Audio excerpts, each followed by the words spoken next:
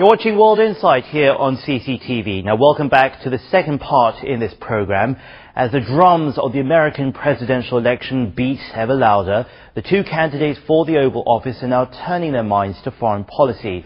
Wars in Iraq and Afghanistan, mounting tensions with Iran and the US's flagging international reputation. The next White House occupant will inherit something of a mess.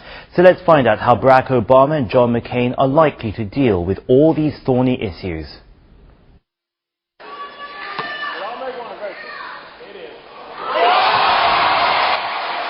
An easy shot, but Barack Obama is hoping to score points off the court as well. I think that's all I should do. We got him? With 4 months left in the presidential campaign, Obama takes his week-long jaunt abroad from the Mideast to Western Europe. The Democrats' fact-finding mission is aimed at raising his profile in foreign policy. I am there to listen, but there is Asked for his opinion of his rival's trip abroad, John McCain said it's about time. Get a briefing from him. I'm glad he's going to Afghanistan for the first time. He's never been to Afghanistan, and I'm astonished. And I'm really astonished. Thank you very much. McCain trumps Obama in foreign policy. The Vietnam veteran has cast himself as a better commander-in-chief, capable of dealing with international crises. Walk the walk. Analysts say Obama hopes to use this trip as an overseas campaign rally. It's usual for the U.S. presidential candidate to tour abroad. For Barack Obama, his trip was taken with the aim of countering criticism about his ability to serve on a world stage in a time of war. Compared with McCain, Obama is at something of a disadvantage. He is young, his time in the Senate has been short, and his party has traditionally been seen as weaker on foreign affairs. So he took this whirlwind tour to make a sober analysis of the situation on the ground, to see if it squares with his previous campaign slogan. The Bush administration leaves a legacy of a fitful and unfocused campaign against terrorism. A ruinous and unnecessary war in Iraq, and an unresolved Iranian nuclear standoff, sending world oil prices to record highs. The two candidates offer divergent views for handling Bush's legacy.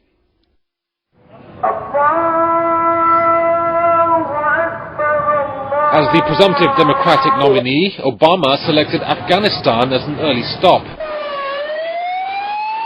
In May and again in June, more American and NATO troops were killed in Afghanistan than in Iraq. Obama was seeking to highlight what he says is the central front in the fight against terrorism. As president, I will make the fight against Al-Qaeda and the Taliban the top priority that it should be. This is a war we have to win.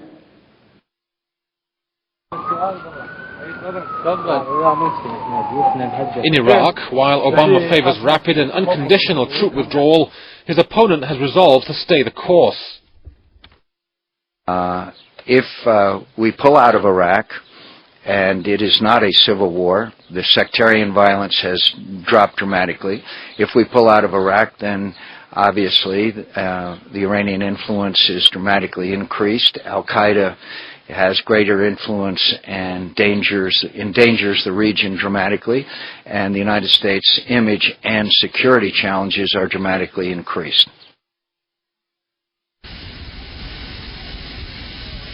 In Iran, there is no obvious path out of the woods. Obama and McCain trade insults over their Iranian policies on an almost daily basis. But it's time for action, and it's time to make the Iranians understand that this kind of violation of international treaties, this kind of threatening of their neighbors, this kind of continued military activity is not without cost. Part of what we have to do is get the Europeans, the Chinese, the Russians, all to recognize that it's in nobody's interests, including Iran's, I believe, to have a nuclear weapon that could trigger a nuclear arms race in the region. Polls show Americans evenly divided on the candidates' positions on Iraq and Iran. 47% of respondents say they trust McCain more to handle the war in Iraq, and 45% have more faith in Obama. 46% prefer McCain's approach to dealing with Iran, and 44% lean to Obama's policy. Professor Fu explains the reasons for such an even split. Today, neither Clinton administration's liberalism nor the conservatism in the Bush administration could take an upper hand in the U.S. public's opinion toward foreign policy. So both of the two candidates' main principle is a combination of realism with liberalism, or the so-called idealism. The difference is that McCain emphasizes more a tougher approach in solving intractable issues, while Obama stresses multilateral cooperation. For the public, however, there is no great difference between them. Last Friday, the Bush administration announced for the first time that it was willing to negotiate with Iraq a timetable for withdrawal. And last Sunday, Under-Secretary of State William Burns joined a European meeting with Iran's nuclear envoy. This marked a shift in Washington's policy toward Tehran. The Bush administration's shift towards Obama's positions on Iran and Iraq leaves the Democrat candidate fewer cards to play. But viewed from the other end of the telescope, Obama's credibility for the rest of the world is not necessarily viewed as a plausible change of direction for the U.S. The same holds true for Republican John McCain. Keep that faith. Keep your courage. Stick together. And another similarity between the two candidates is their ambition to lead the U.S. to another boom era. McCain is seen as a continuation of George Bush, but he veers away from Bush with a willingness to forge closer ties with allies when it comes to rebuilding America's leadership role.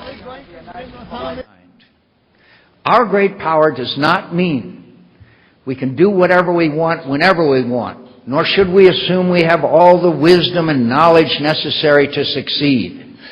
We need to listen. We need to listen to the views and respect the collective will of our democratic allies. One, go vote.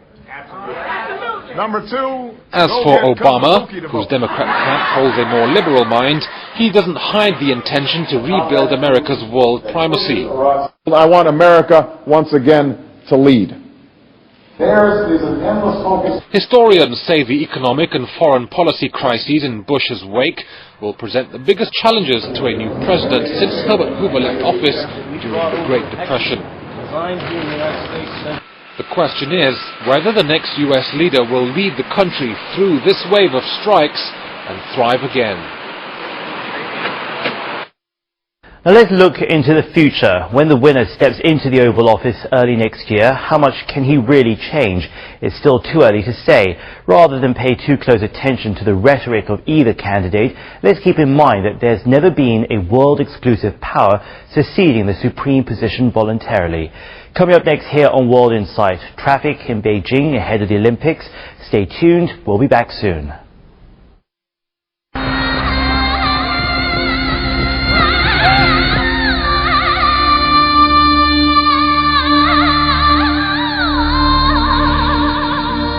Much more to see in Inner Mongolia.